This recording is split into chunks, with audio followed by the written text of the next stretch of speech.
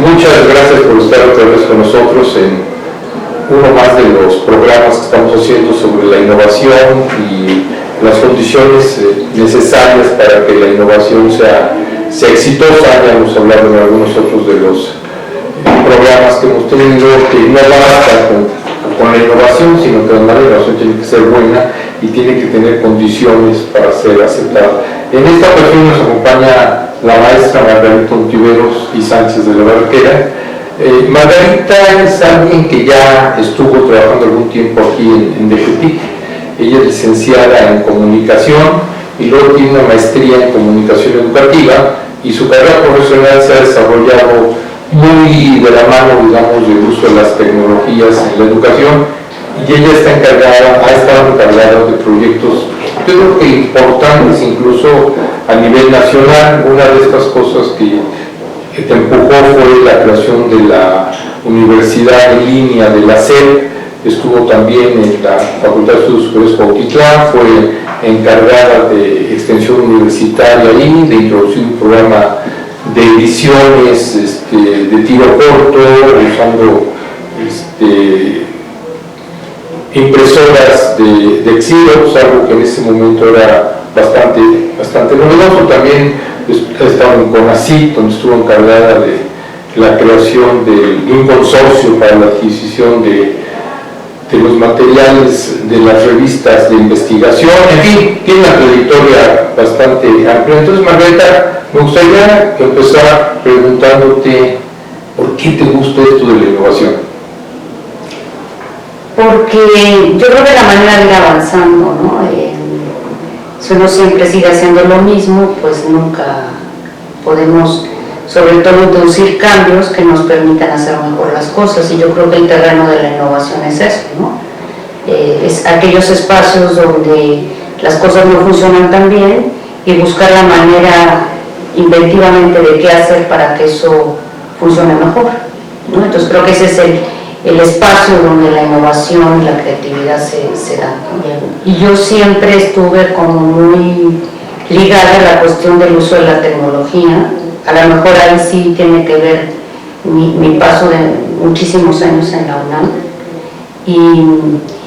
Y creo que el terreno que para mí siempre, al que está obligado a mi carrera, es en el ámbito de la educación, la ciencia y la tecnología, ¿no? Y ahí creo que tenemos, por naturaleza, quienes hemos sido profesores o somos profesores y hemos estado cerca de los ámbitos educativos, la innovación es algo que va inherente a los procesos de carácter de formación. Pero creo que realmente mi vocación es hacer proyectos, ¿no? O sea, lo he dicho ya en varias ocasiones. Para mí el reto es hacer el proyecto. O sea, la arquitectura. Y no la implantación de los proyectos. O sea, para mí esos son los retos, y siempre insisto, nunca he hecho nada que no esté ligado al ámbito educativo usando tecnologías, ¿no?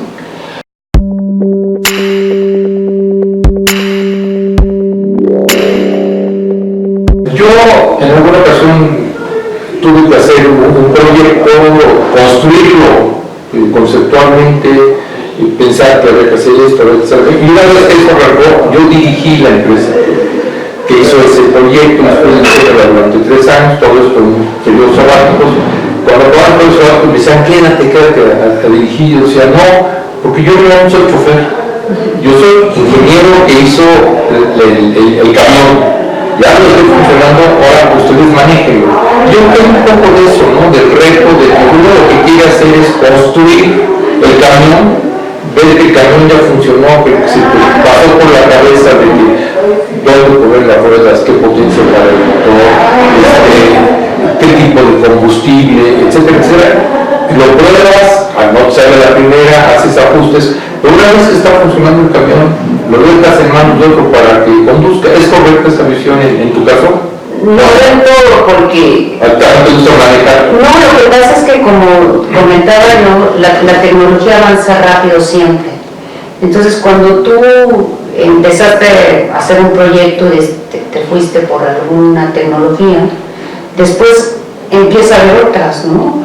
Y eso te implica un nuevo reto dentro del proyecto, ¿no? O sea, cómo tú vas haciendo innovaciones dentro del mismo proyecto. Yo creo que seres humanos, cuando trabajamos en un ámbito, en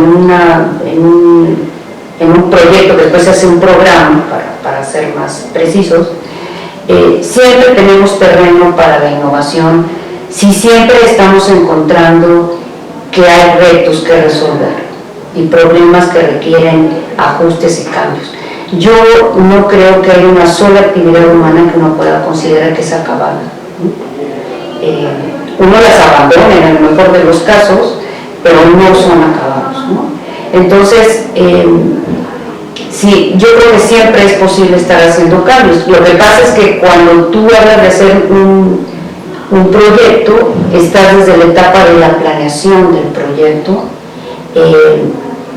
y te lo estás imaginando cómo lo vas a hacer, y las piezas que tienes que unir, y las personas que tienen que acompañarte en el proyecto, y eso es una cosa de creación, ¿no? Pero también dentro de una instancia puede ser que a uno no siempre le toque hacer un proyecto de cero. Sin embargo, yo creo que siempre en toda actividad humana y en todo programa que existe ya, hay espacios para el cambio, para la mejora continua, ¿no? El chiste está en que uno siempre tiene que estar alerta para tratar de encontrar esos espacios donde uno puede hacer cambios que mejoren las cosas, ¿no? Así que no creo que sea una cuestión acabada. Porque yo creo que tocas un punto interesante que no habíamos tocado en otras de las charlas que hemos tenido, que es el asunto de la mejora continua, es decir, o la innovación continua, para decirlo en los términos de la temática de estas charlas. Hay un proceso de innovación continua. Entonces yo te preguntaría, ¿en qué medida un proceso de innovación continua se contrapone al proceso de otorgar un servicio? Porque muchas de estas cosas que hacemos como innovación finalmente tienen como salida el proporcionarle un servicio a un usuario. Entonces tú llegas a algún momento y dices, bueno, ahorita esta versión, una versión alfa o una versión beta o una versión 1.0, lo que quieras, ya está lista y póngala. Ya con esto puedo prestar el servicio. Pero por otra parte viene el proceso de mejora continua.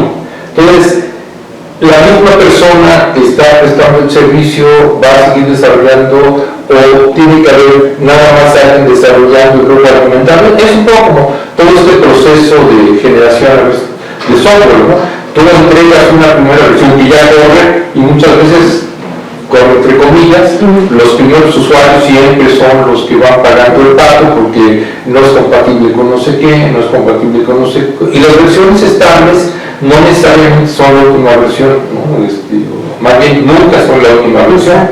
Entonces, ¿cómo se da esto fuera del ámbito estrictamente del desarrollo de software, sino en el desarrollo de los proyectos?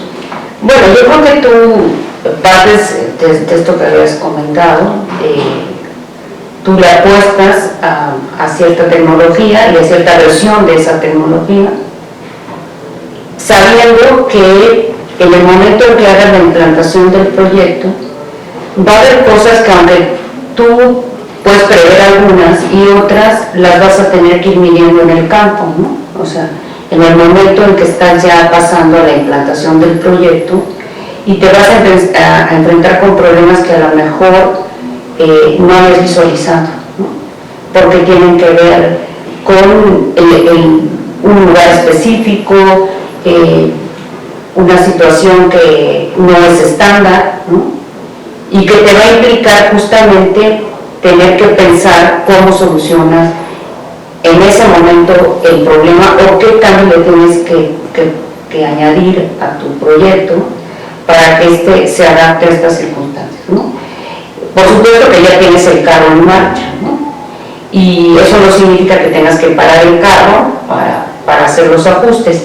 Significa tal vez que sí, efectivamente tengas que hacer una serie de desarrollos por fuera del sistema que está operando, que sean compatibles con ese sistema, o en todo caso ver en qué momento puedes hacer lo que llamamos el switcheo de un proceso y pasar al otro, ¿no? Entonces, estas son cosas que se tienen que o sea, tienes que tener un grupo que está trabajando en paralelo por las mejoras y otro que está atendiendo el servicio, ¿no? Y también depende de la dimensión del problema, ¿no? Porque a veces son problemas pequeños que uno, incluso cuando ya lo está operando, te das cuenta que hay cosas que podrían estar funcionando mejor, como tú las pensaste, y que eso implica hacer ciertos cambios y ajustes, ¿no? O bien sale una tecnología que a lo mejor no solo resuelve eso, sino que ya da un valor agregado a tu servicio o a lo que tú estabas haciendo. El ir cachando todo eso, o sea, tener siempre como una vista en lo que tienes aquí a corto plazo y lo que viene más adelante, creo que es lo que le va dando sentido y permanencia a las cosas que resultan exitosas, ¿no? Creo que cuando los programas se anquilosan, o sea, encontrar una fórmula y permanecen mucho tiempo así, tienen dos problemas serios. Uno es que cuando tú quieras incrustar un cambio, vas a tener una gran resistencia al cambio. En cambio, cuando la gente se acostumbra a que el programa que tú operas siempre va a traer cosas nuevas, la gente se adapta a eso.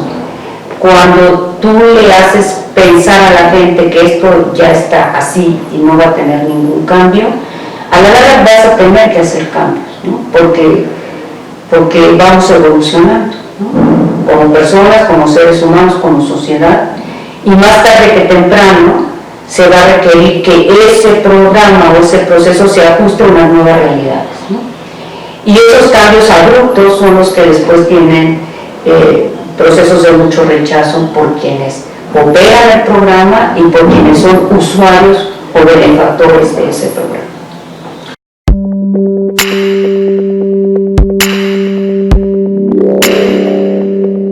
Yo no diría que me he equivocado, porque siempre trato primero de hacer un análisis, ¿no? O sea, no siempre trato, sino siempre lo hago, ¿no? Lo que sí ha pasado es que una vez implantado he tenido que hacer ajustes porque, no sé, a veces en términos de capacidades es donde puedes tener no dimensionados, es decir, cuando tú vas a dar un servicio o vas a hacer un proyecto que al final te da un servicio a un tercero, tú puedes haces una prospección de cuál va a ser la capacidad que va a tener tu servicio para operarse. Lo que puede suceder es que tú rebases esa capacidad más rápido de lo que esperabas, ¿no? Y ahí sí puede ser que a lo mejor lo que tú habías proyectado en términos de capacidad de hardware, de soporte, de red incluso, te rebasa, ¿no? Y ahí tienes que hacer cambios y ajustes más rápido de lo que esperabas, incluso respecto a lo que tú pensabas hacer en términos de bases de datos, ¿no? Que a veces no son fáciles, sobre todo porque dependen del gobierno, y el gobierno opera con presupuestos anualizados, y entonces a ti a los 4 meses ya no te da, pues tampoco es muy fácil que puedas ir por nuevos recursos, ¿no? Eso por un lado, y por otro lado que el gobierno siempre trabaja con presupuestos limitados. Entonces ahí también hay que hacer mucho uso de creatividad y de encontrar cómo puedes tener gente u otras aliados que te ayuden a sacar un proyecto. Es muy difícil hacer un proyecto nacional pensando en que todo lo va a soportar el gobierno. Eso es muy complicado porque el gobierno siempre tiene problemas de recurso financiero. Entonces siempre tienes que pensar quiénes pueden ser tus aliados para que también le aporten valor al proyecto y lo hagan más sustentable, ¿no? Porque los grandes proyectos nacionales en México siempre tienen un problema de sustentabilidad, en parte, creo yo, porque no hay una planeación de largo plazo en los gobiernos.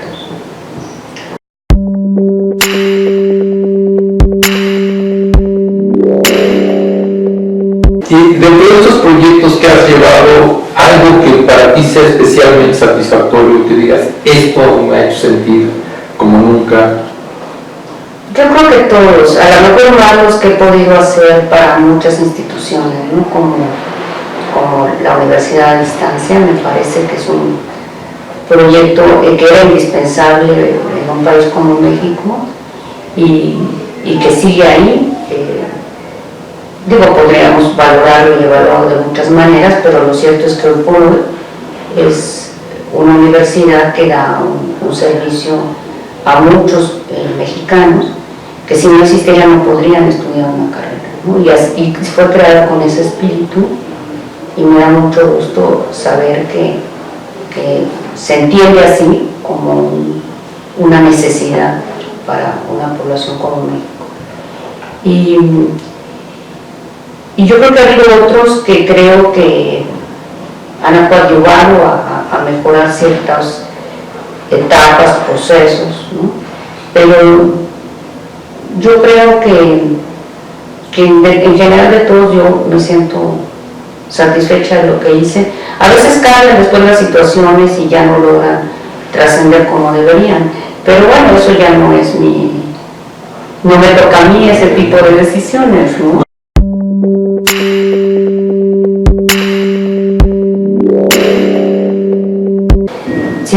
Si tú me dijeras cuál sería la receta del éxito, tienes que planear. O sea, si eres una gente que tiene un espíritu de planeación, muy difícil vas a poder abordar un proyecto de carácter de gran envergadura y que además implique retos de carácter tecnológico, ¿no? Creo que para proyectos de innovación se tiene que tener dos características. Uno, capacidad de planear. Y eso significa que tienes la capacidad de ver el todo y las partes, ¿no? Es como saber armar rompecabezas donde tienes muchas piezas y puedes ver cada pieza por separado, pero también entiendes y sabes en qué lugar vamos a estar. Tienes la fotografía que te dice cómo vas a... Y eso también hay que decirlo, que esas son habilidades adquiridas, ¿no? O sea, no es algo que vaya uno y compre, ahora me da, por favor, 3 kilos de planeación. Sí, pero también es un poco neurótico. Si no puedes adquirir ese tipo de... hay que ser obsesivo. Además, cuando uno está en un proyecto, requieres una dosis muy fuerte de obsesión, porque tú estás pensando mañana, tarde y noche en el proyecto, ¿no? Y lo traes en la cabeza y lo estás cocinando en tu cabeza, ¿no? Y después tienes que tener otras habilidades como ser capaz de pasar eso que traes en tu cabeza al papel, ¿no? Y ser capaz de poderlo dibujar para otros que lo tienen que ver y comprender porque te tienen que ayudar a hacer, ¿no? Sí. Entonces, ahí es donde tal vez las habilidades de comunicación juegan un papel también muy importante. Y insisto, mientras tú estás aquí armando esto, tú ya tienes que estar pensando qué es lo que sigue, ¿no? Porque los proyectos son como capas, ¿no? Entonces vas armando la primera capa, pero tú, mientras estás armando y haciendo esta, tú ya estás pensando en la siguiente. Sí, yo plano los cimientos, la obra negra, los terminados. Entonces, en realidad, una persona que hace proyectos tiene que tener habilidades de multitask, es decir, tiene que estar en muchas pistas al mismo tiempo, desde el punto de vista operativo y también desde el punto de vista de pensar el proyecto, ¿no? Y a veces en el camino tienes que repensar cosas. Eso sí me ha pasado, que originalmente pensaba yo en una solución y al momento en que vamos construyéndolo, decido que ese no es el camino, que es otro, ¿no? Y a veces he tenido que dar giros muy fuertes y ahí han sido apuestas fuertes, pero ¿cómo cuál? Pues me han salido bien. ¿Nos puedes dar un ejemplo? Pues cuando estuve en el consorcio de recursos de información, ahí hacemos un seminario, o hacíamos un seminario, que un seminario muy grande que involucra muchas gentes, muchas actividades, que todas sus emisiones a partir del segundo año que lo hicimos rebasó las 3,000 personas. Entre pares. Entre pares, ¿no? Y en algún momento tuve que tomar la decisión teniendo ya una sede en un lugar, ya avanzado el programa, lo moví todo y lo cambié de lugar, ¿no? Fue una decisión complicada, pero sabía que si no lo hacía iba a ser un fracaso, ¿no? Entonces, saber en qué momento tienes que tomar riesgos y no tener miedo a los riesgos. Y decisiones que no te tiemble la mano. Pues sí, también es importante.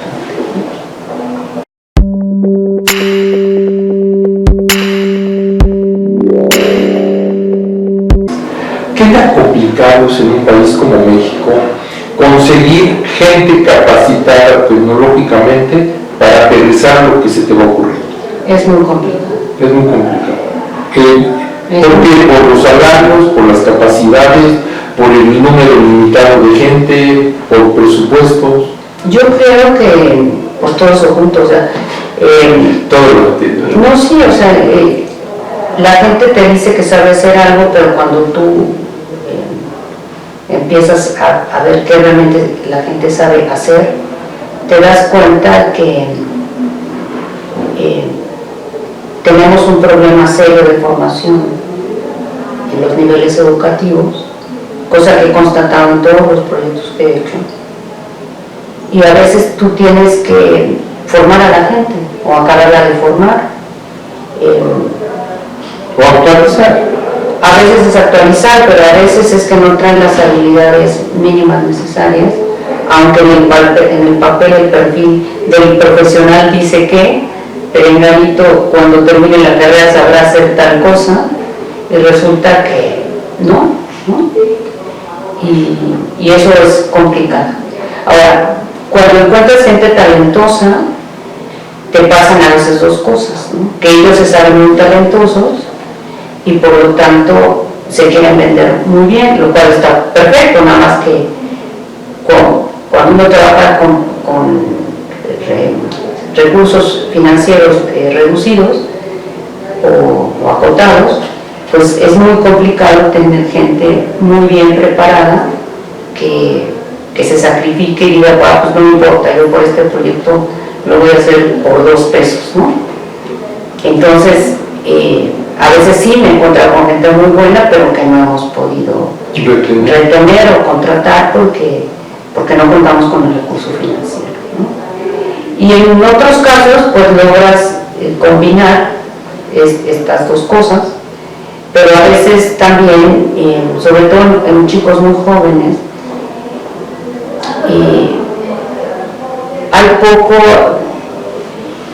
están poco habituados a estar mucho tiempo haciendo algo, ¿no? Yo creo que eso es algo que también está sucediendo con las nuevas generaciones, y es que rápidamente quieren empezar a hacer otra cosa y no terminan lo anterior. Y creo que esto tiene que ver también con el asunto de las multipantallas, multiformatos, que si bien ayudan a los estudiantes, también les dan poca capacidad, yo diría, de tener atención sobre las cosas, ¿no? Hay una sobreestimulación y ellos tienden a buscar la sobreestimulación en su vida cotidiana. Pero en los proyectos esto no funciona, o sea, necesitas gente que sea capaz de concentrarse en algo para poderlo hacer. Y de hecho uno lo ve cuando tiene jóvenes que mientras están haciendo una cosa, tienen aquí en su pantalla, 4 pantallas más haciendo 20,000 cosas, lo cual en principio no me parece mal, pero siempre y cuando el nivel de concentración no se pierda. Y cuando uno revisa lo que hicieron, que es otra cosa que no se hace, no hay un hábito de autorrevisión de lo que se hace, entonces las fallas son muchas y continuas, ¿no? Por un lado. Y por otro lado, cuando uno revisa lo que se hizo, sí te da, o sea, cuando lo ves, hay fallas evidentes que demuestran que son resultado de una falta de atención, ¿no? O sea, se hace el trabajo, pero no con la suficiente atención como para evitar que haya fallas y errores triviales, ¿no? Esos son los muy jóvenes. Oye, y en este asunto que estamos tratando ahorita acerca de el personal técnico necesario para sacar adelante un proyecto de innovación, ahora estamos hablando, digamos que en la vertiente en la que uno sale, contrata individualmente personas y las va integrando un equipo de trabajo. Pero podría haber otra vertiente que es apoyarte, por ejemplo, en instituciones como una universidad pública y pedir el apoyo. Pues finalmente esta gente talentosa, creativa, que no está tan interesada en volverse millonaria con hacer un proyecto, muchas están en las universidades. Y seguramente que a través de la universidad habrá gente que hace proyectos muy interesantes, aunque sean onerosos en principio, pero no los hace para hacerse rico.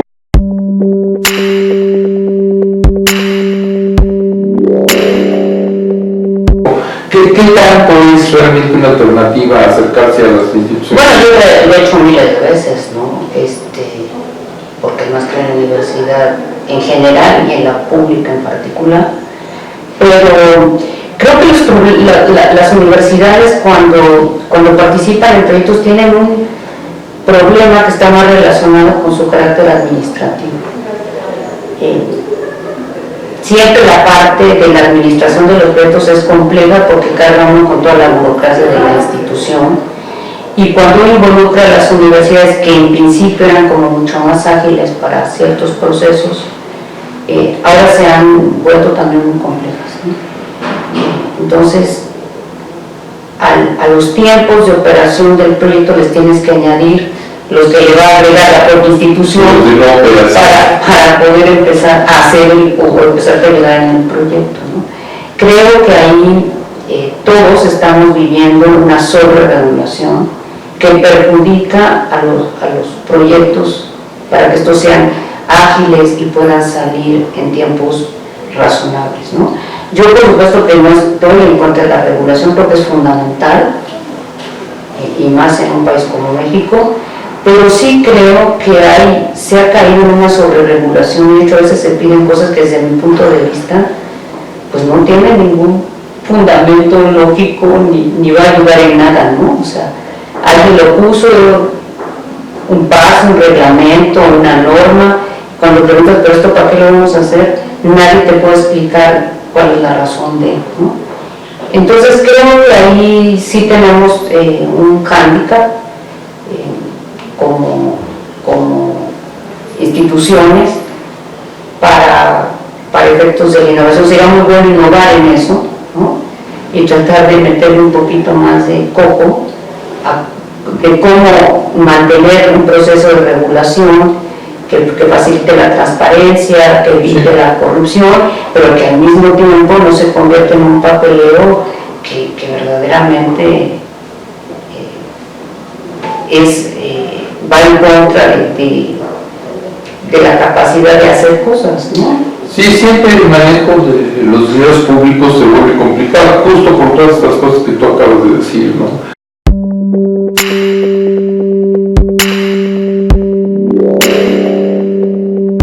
Oye, para terminar, yo te preguntaría, bueno, y ahora en este momento, ¿cómo te ves, cómo te percibes, qué nuevos retos quieres enfrentar, afrontar y resolver? Yo siempre creo y seguiré pensando que lo que va a sacar este país es la educación, la ciencia y la tecnología. Lo he creído desde hace muchos años y lo sigo pensando y creyendo. Y es en el ámbito en el que yo me seguiré moviendo, ¿no? Me sigo moviendo. O sea, yo seguiré buscando espacios donde pueda impulsar el desarrollo de la ciencia, la cultura, la educación, la tecnología y la innovación, porque creo que eso es lo que nos va a sacar como país. No importa dónde sea, siempre hay espacios donde uno puede hacer cosas. Ahí también requiere uno de ser creativo, sí, y ocupar en su vida cotidiana pues lo que hago para otros, ¿no? Sí, y además uno a lo largo de los años va generando redes, ¿no?, de personas que te conocen, que te ayudan, a las que puedes ayudar, y al final pues siempre estamos trabajando no personalmente, sino en redes de personas con las que compartes estas cosas, estos valores, estas necesidades, estas visiones, y ahí está uno trabajando. Margarita, te agradezco mucho tu presentación, que nos hayas dedicado, sé que eres una gente muy ocupada, pero que nos hayas dedicado pues un ratito para hacer esta cápsula, y que espero que la gente que nos siga la encuentre interesante y que además pues nos sigan sintonizando más tiempo. Muchas gracias a todos por estarnos siguiendo, y nos vemos en la próxima charla de esta serie.